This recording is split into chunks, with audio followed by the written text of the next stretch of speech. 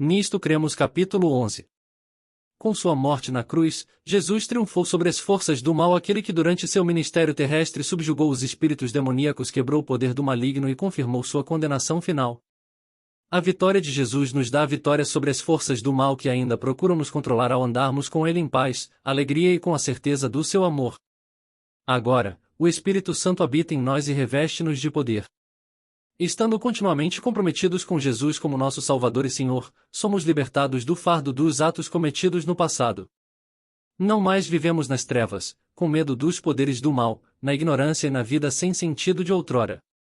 Nesta nova liberdade em Jesus, somos chamados a crescer na semelhança do seu caráter, comungando com Ele diariamente em oração, alimentando-nos de sua palavra, meditando nela e na sua providência, cantando seus louvores, nos reunindo nos cultos e participando da missão da Igreja.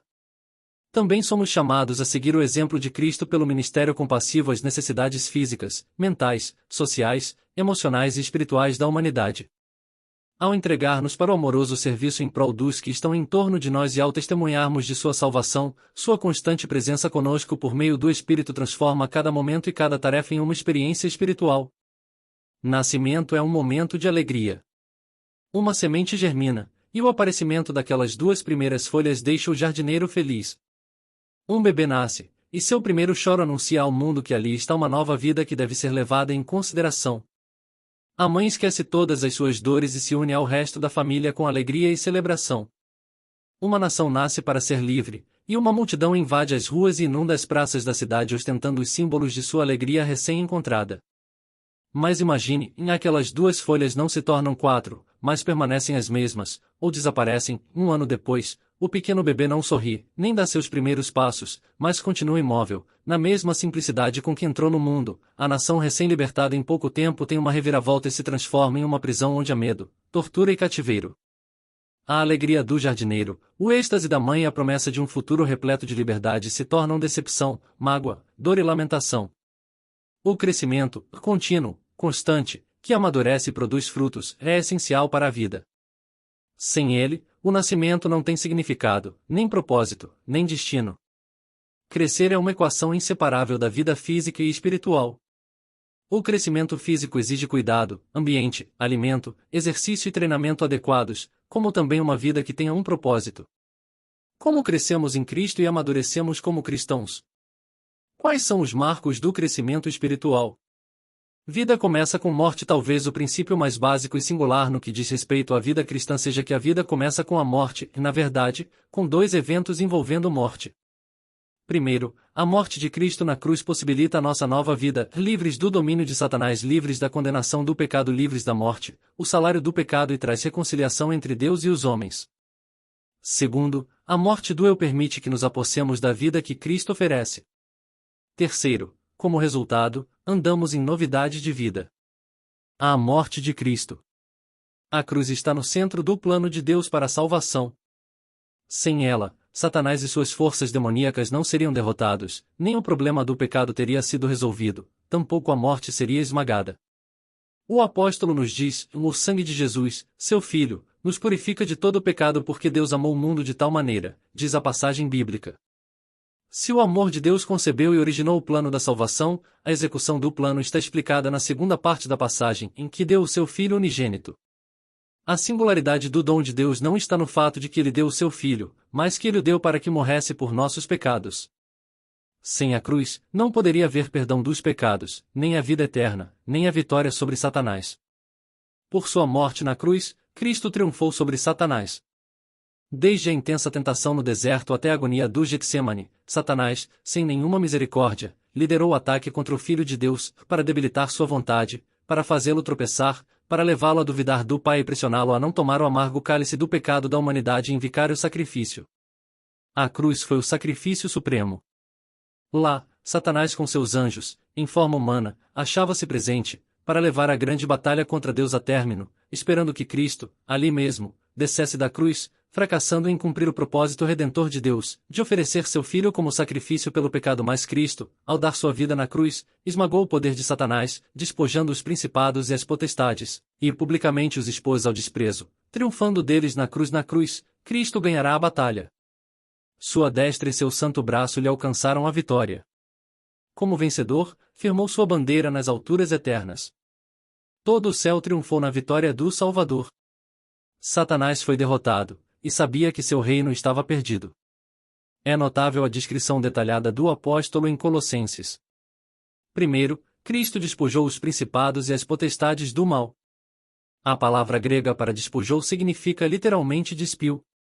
Por causa da cruz, Satanás permanece despido de todo o seu poder demoníaco sobre o povo de Deus, se este depositar sua confiança naquele que conquistou a vitória lá na cruz. Segundo, a cruz tornou Satanás e seus seguidores um espetáculo público diante do universo. Aquele que um dia se gabara de que seria semelhante ao Altíssimo veio a dar um espetáculo cósmico de vergonha e derrota. O mal não tem mais poder sobre os crentes, aqueles que passaram do reino das trevas para o reino da luz. Terceiro, a cruz garantiu a suprema e escatológica vitória sobre Satanás, o pecado e a morte.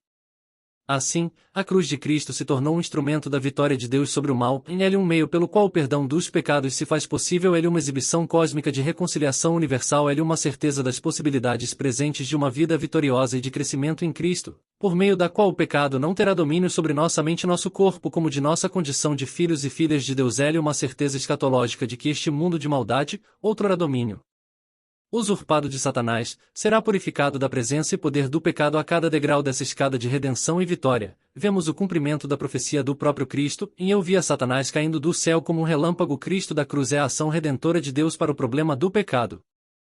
Para que não esquecêssemos desse fato, Jesus declarou que seu sangue devia ser derramado em favor de muitos, para a remissão de pecados. Esse derramamento de sangue é crucial para a experiência e a apreciação da salvação. Para começar, ele tem a ver com o pecado. O pecado é real.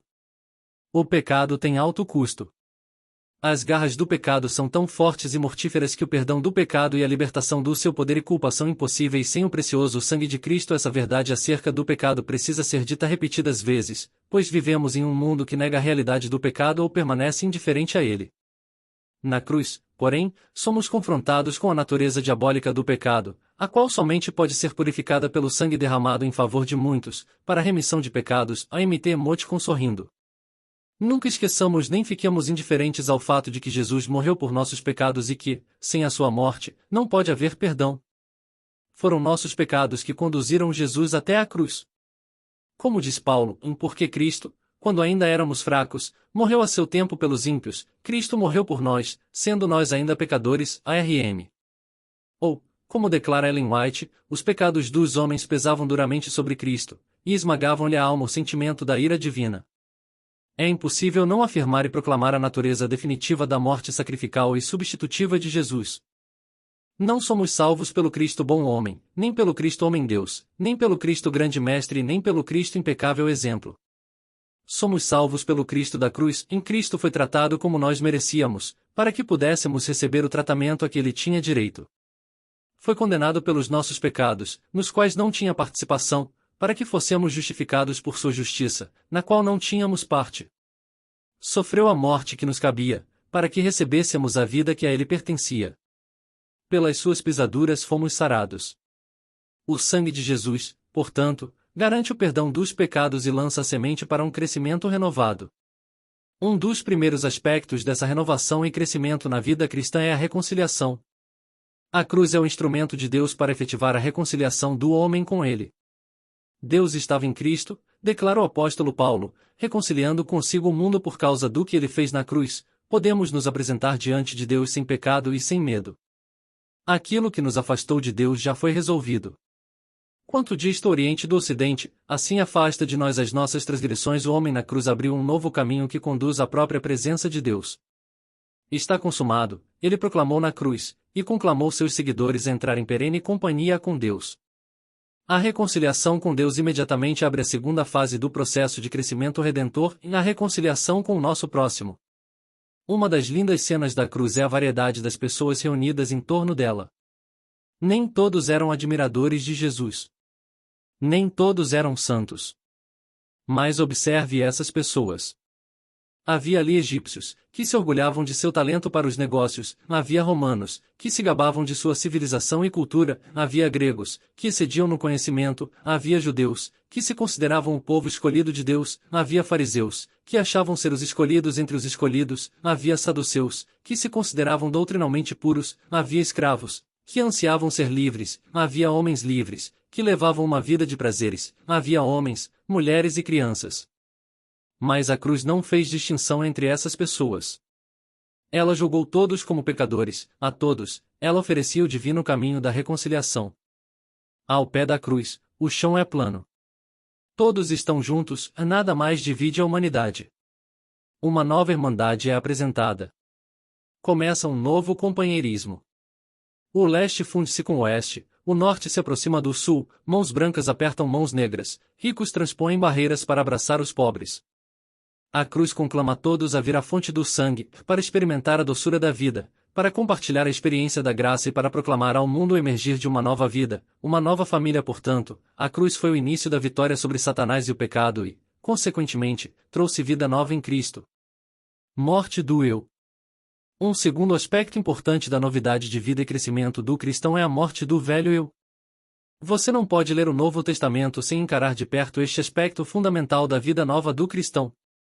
Leia Gálatas, e estou crucificado com Cristo, logo, já não sou eu quem vive, mas Cristo vive em mim, e esse viver que, agora, tenho na carne, vivo pela fé no Filho de Deus, que me amou e a si mesmo se entregou por mim.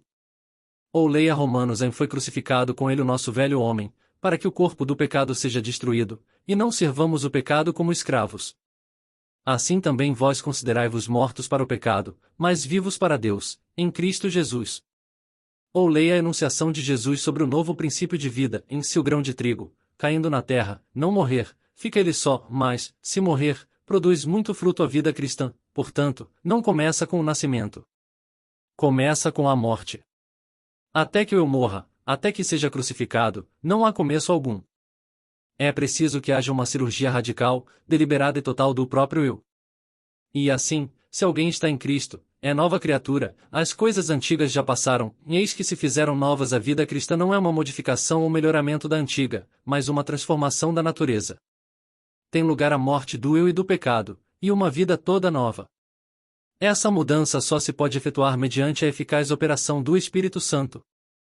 O apóstolo enfatiza tanto a morte para o pecado quanto a ressurreição para uma nova vida por meio da experiência do batismo. E porventura, ignorais que todos nós que fomos batizados em Cristo Jesus fomos batizados na sua morte?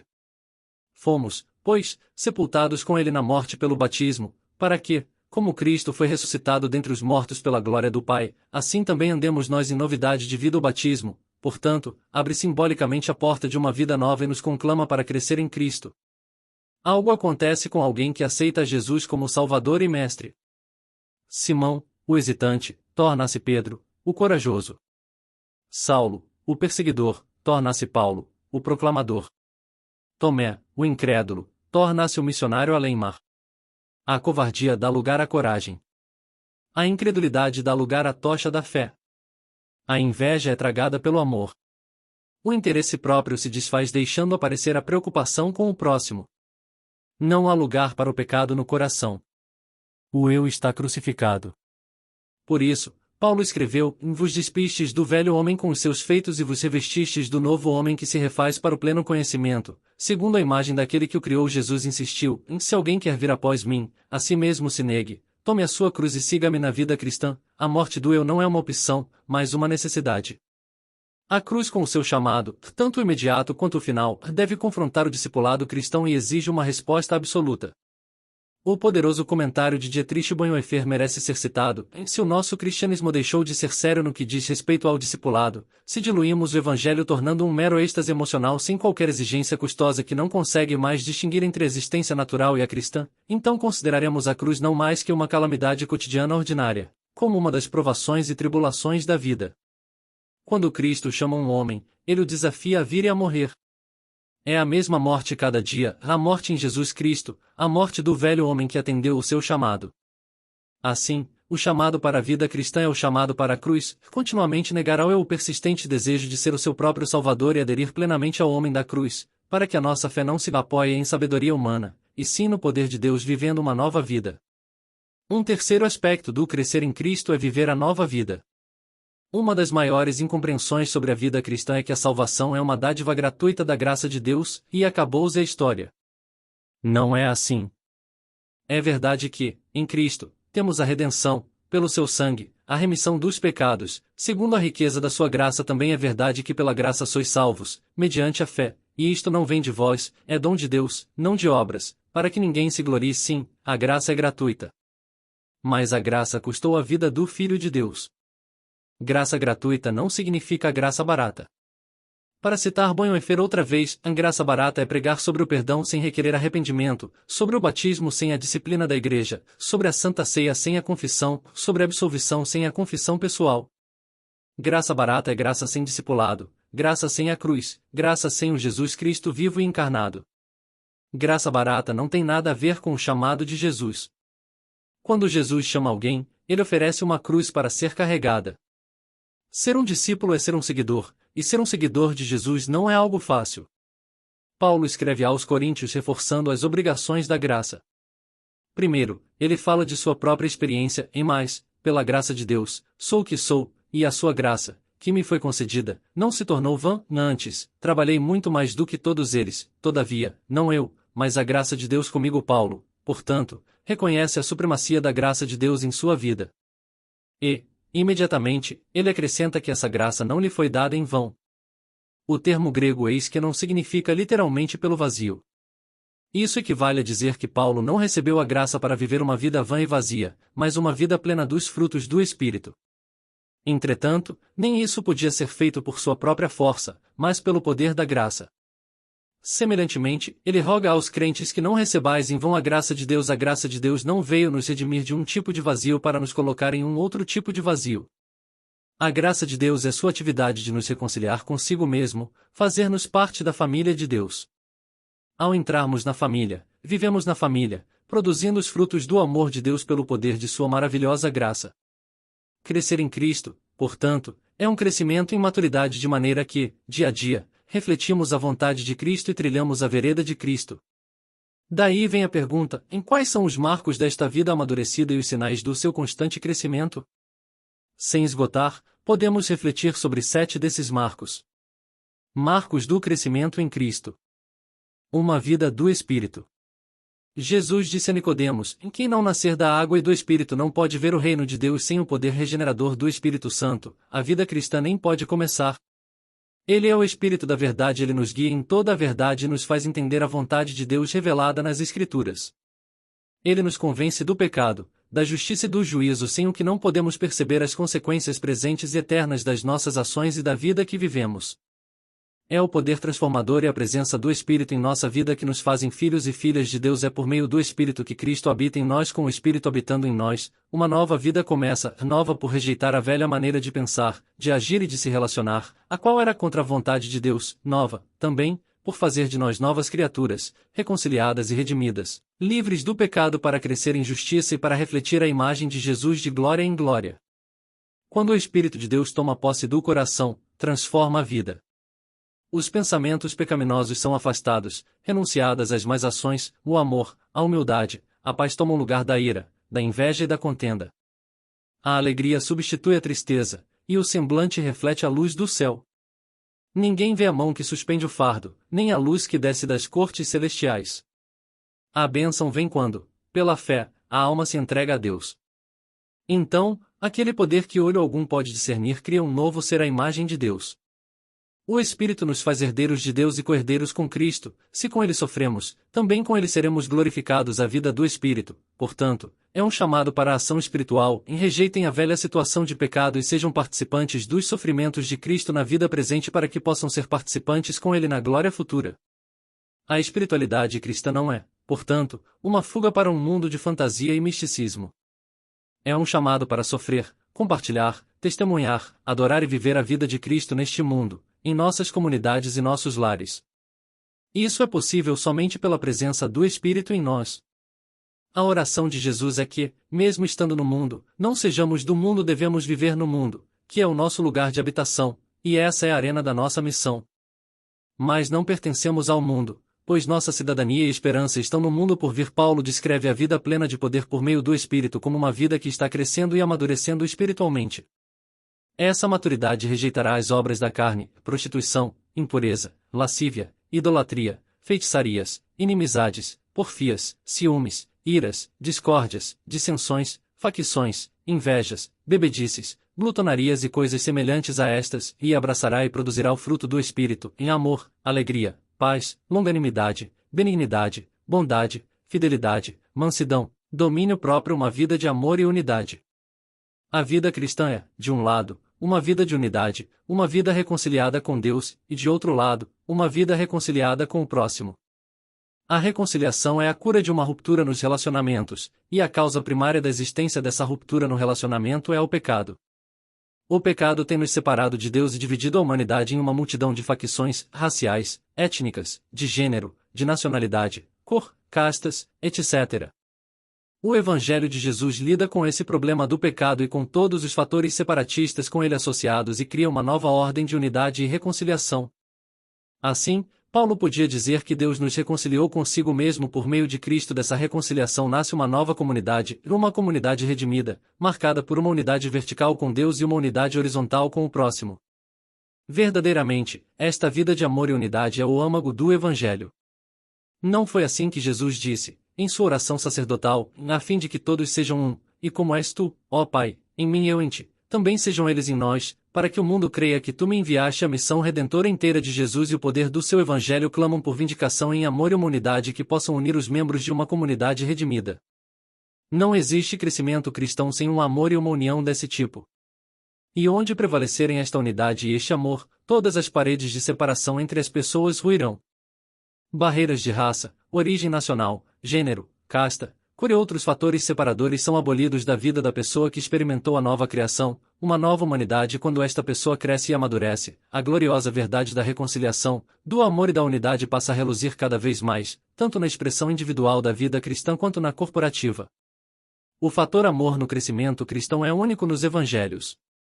Jesus o chamou de novo mandamento, a Joemoticon sorrindo, mas essa novidade não se refere ao amor, mas ao objeto do amor. As pessoas amam, mas amam o que é fácil de amar, não amam a si mesmas. Mas Jesus introduziu um novo elemento, em assim como eu vos amei, que também vos ameis uns aos outros. Isso equivale a dizer que tão universal, tão sacrificial e tão completo como é o amor de Jesus, assim deveria ser o nosso amor. O novo amor não erige barreiras, ele é inclusivo, ele ama até mesmo o inimigo. Deste tipo de amor dependem toda a lei e os profetas. O mandamento de amar nosso próximo não dá margem a modificações. Não selecionamos quem amamos, somos chamados para amar a todos. Sendo filhos de um só Pai, espera-se que amemos uns aos outros. Na parábola do bom samaritano, Cristo mostrou que nosso próximo não quer dizer simplesmente alguém da nossa igreja ou da mesma fé. Não tem que ver com distinção de raça, cor ou classe. Nosso próximo é toda pessoa que se acha ferida e quebrantada pelo adversário. Nosso próximo é todo aquele que é propriedade de Deus. O verdadeiro amor ao próximo penetra a cor da pele e confronta a humanidade da pessoa. Ele se recusa a favorecer certas castas, mas contribui para o enriquecimento da alma. Ele resgata do preconceito desumano a dignidade de uma pessoa. Ele liberta o destino humano do holocausto filosófico do coisismo. Com efeito, o verdadeiro amor vê em cada rosto a imagem de Deus, potencial, latente ou real.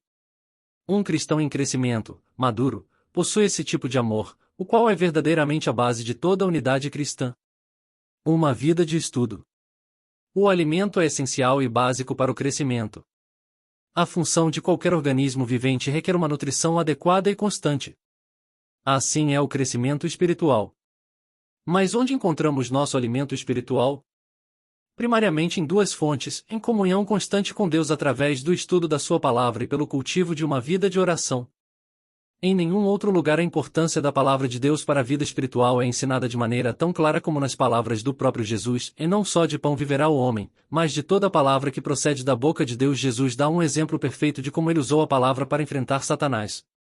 Jesus enfrentou Satanás com as palavras da Escritura. Está escrito, disse ele. Em toda tentação, sua arma de guerra era a palavra de Deus. Satanás exigia de Jesus um milagre como prova de sua divindade.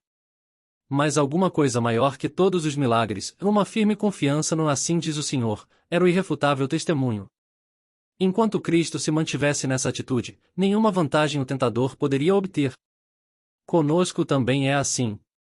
Diz o salmista: guardo no coração as tuas palavras, para não pecar contra ti. Para isso, acrescente as palavras do apóstolo: porque a palavra de Deus é viva, e eficaz, e mais cortante do que qualquer espada de dois gumes, e penetra até o ponto de dividir alma e espírito, juntas e medulas, e é apta para discernir os pensamentos e propósitos do coração. Quando o cristão usa esta espada cortante de dois gumes, a espada do espírito, para se defender dos ataques de Satanás, ele está do lado vitorioso da batalha.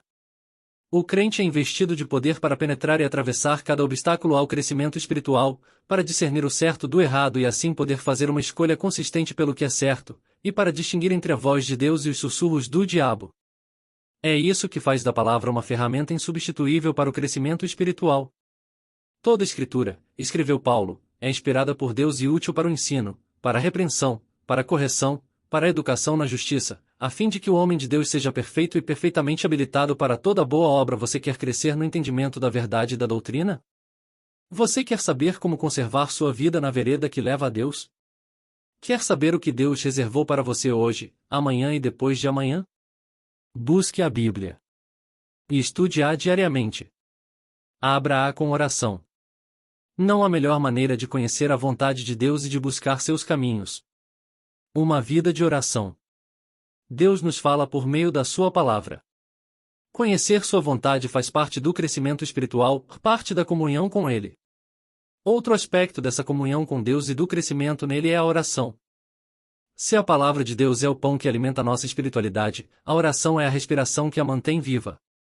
Orar é falar com Deus, ouvir sua voz, render-se de joelhos e levantar-se revestido do poder que vem da força de Deus. Isso não exige nada de nós mesmos, exceto que neguemos o próprio eu, confiemos em sua força e esperemos nele.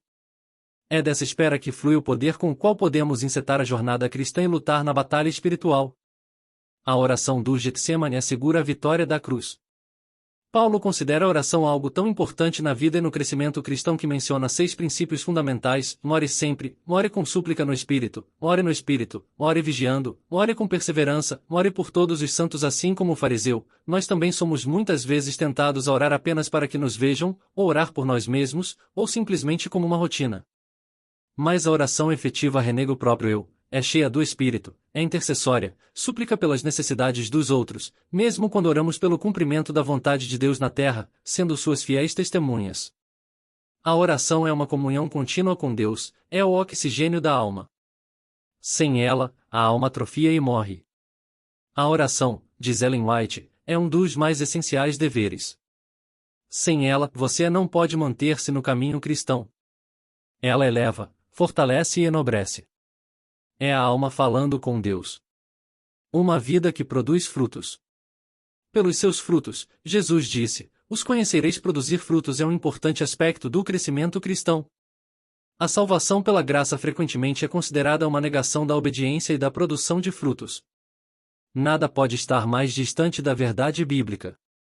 Sim, somos salvos gratuitamente pela fé no que a graça de Deus fez por meio de Cristo, e nada temos, em nós mesmos, do que nos gloriar. Mas não somos salvos para fazer o que quisermos, somos salvos para viver de acordo com a vontade de Deus. Não existe nada de legalista e, por conseguinte, desnecessário no que diz respeito à obediência da lei, mas ela é a consequência natural da libertação do pecado, o que é um dom gratuito de Deus. Portanto, a fé, se não tiver obras, por si só está morta. Pense na certeza e na esperança de Jesus em João e a certeza é sua relação com o Pai, é a esperança, a relação dos seus discípulos com Ele. No primeiro caso, Jesus afirma: tenho guardado os mandamentos do meu Pai e no seu amor permaneço. A obediência de Jesus ao Pai não é uma conformidade legalista, mas uma consequência de permanecer no amor do Pai. A relação íntima entre o Pai e o Filho é baseada tão somente no amor, e foi este amor que levou o Filho a aceitar a vontade do Pai e a provar a amargura do Getsemane e do Calvário. Jesus usa a relação de amor entre o Pai e o Filho como uma ilustração do tipo de relacionamento que seus discípulos deveriam ter com Ele. Assim como o relacionamento de Jesus com o Pai precedia sua obediência ao Pai, assim deveria o relacionamento dos discípulos de Jesus preceder sua obediência a Ele. Se me amais, guardareis os meus mandamentos. Assim procedo para que o mundo saiba que eu amo o Pai e que faço como o Pai me ordenou. Observe a esperança que Jesus tem quanto aos seus discípulos. Ele procedeu da maneira que o Pai ordenou para que o mundo conhecesse sua relação de amor com o Pai. A relação de amor precede o fazer a vontade do Pai. Ele ama seu Pai e, portanto, faz a vontade do Pai com disposição. Do mesmo modo, Jesus antecipa um alicerce de amor para seus próprios discípulos. Permanecei em mim, ele diz, e eu permanecerei em vós. Como não pode o ramo produzir fruto de si mesmo, se não permanecer na videira, assim, nem vós o podeis dar, se não permanecerdes em mim produzir frutos, obedecer e viver de acordo com a vontade de Deus são, portanto, sinais essenciais do crescimento espiritual. A ausência de fruto indica a ausência da permanência em Cristo. Uma vida de guerra espiritual. O discipulado cristão não é uma jornada fácil. Estamos engajados em uma guerra real e perigosa. Diz Paulo, porque a nossa luta não é contra o sangue e a carne, e sim contra os principados e potestades, contra os dominadores deste mundo tenebroso, contra as forças espirituais do mal, nas regiões celestes. Portanto, tomai toda a armadura de Deus, para que possais resistir no dia mau e, depois de terdes vencido tudo, permanecer inabaláveis nessa guerra. Forças sobrenaturais estão alinhadas contra nós. Assim como os anjos do Senhor estão engajados no ministério de servir seus seguidores, livrando-os do mal e guiando-os no crescimento espiritual, também os anjos caídos estão tramando levar-nos para muito longe das exigências do discipulado. A Bíblia afirma que Satanás e seus anjos estão irados contra os seguidores de Jesus. O próprio diabo está ao redor como um leão que ruge procurando alguém para devorar. O caminho para o crescimento espiritual está repleto das armadilhas do diabo, e é aqui que a nossa luta espiritual fica ainda mais renhida. É por isso que Paulo utiliza fortes palavras de ação e fiquem firmes. Revistam-se da armadura. Sejam fortes. A vida cristã é uma batalha e uma marcha. Nessa guerra não há trégua, o esforço deve ser contínuo e perseverante. É assim fazendo que mantemos a vitória sobre as tentações de Satanás. A integridade cristã deve ser buscada com irresistível energia e mantida com resoluta fixidez de propósito. Todos têm de se empenhar por si nessa luta, nenhuma outra pessoa pode combater os nossos combates. Deus, todavia, não nos deixa sozinhos nessa guerra. Ele nos deu a vitória e por meio de Jesus ele nos deu a já provada armadura com a qual enfrentar o inimigo. Paulo declara que esta armadura consiste do cinturão da verdade, do peitoral da justiça, dos sapatos do evangelho da paz, do escudo da verdade, do capacete da salvação, da espada do Espírito e do infalível poder da oração. Protegidos por essa armadura e dependendo inteiramente do infalível poder do Espírito, não há como não crescer em valor espiritual e vencer a guerra em que estamos engajados. Uma vida de adoração, testemunho e esperança. O crescimento cristão não ocorre em um vácuo. Ele ocorre, de um lado, dentro da comunidade dos redimidos, e do outro lado, como uma testemunha diante da comunidade que precisa ser redimida. Observe a comunidade do apóstolo. Logo após a ascensão de Cristo, e acompanhada do poder do Espírito Santo, a Igreja Apostólica, de maneira individual e também corporativa, manifestou seu crescimento e maturidade na adoração, companheirismo, estudo e testemunho. Sem a adoração corporativa, perdemos a identidade e a arena onde nos congregamos, e é nessa congregação e nesse relacionamento interpessoal com outros que amadurecemos e crescemos. Por isso, o conselho do apóstolo, consideremo-nos também uns aos outros, para nos estimularmos ao amor e às boas obras. Não deixemos de congregar-nos, como é costume de alguns, antes, façamos admoestações e tanto mais quando vedes que o dia se aproxima. Quanto mais crescemos na adoração, no estudo e no companheirismo, mais somos conclamados a servir e a testemunhar. O crescimento cristão exige crescimento em serviço e um crescimento que leva a testemunhar. Assim como o Pai me enviou, Jesus disse, eu também vos envio. A vida cristã nunca significou uma vida encerrada no círculo do próprio eu, mas uma vida sempre derramada em favor do serviço e no testemunho para os outros. A grande comissão de Mateus dá ao cristão o encargo de ser suficientemente maduro para levar o evangelho do perdão a todo o mundo, para que todos conheçam a graça redentora de Deus. O sinal da vida do Espírito e do crescimento cristão é uma vida de testemunho em constante expansão. Jerusalém, Judeia, Samaria e até os confins da terra vivemos, adoramos, congregamo-nos e testemunhamos no tempo, e, para o cristão, o tempo antecipa o futuro. Prossigo, diz Paulo, para conquistar aquilo para o que também fui conquistado por Cristo Jesus. Viva uma vida santificada, diz o mesmo apóstolo, para que o vosso espírito, alma e corpo sejam conservados íntegros e irrepreensíveis na vinda do nosso Senhor Jesus Cristo. Crescer em Cristo, portanto, é um crescimento em antecipação e esperança na consumação final da experiência redentora no reino por vir. Para a alma crente humilde, a casa de Deus na terra é como que a porta do céu. Os cânticos de louvor, a oração, a palavra ministrada pelos embaixadores do Senhor são os meios que Deus proveu para preparar um povo para a Assembleia lá do alto, para aquela reunião sublime a qual coisa nenhuma que contamine poderá ser admitida.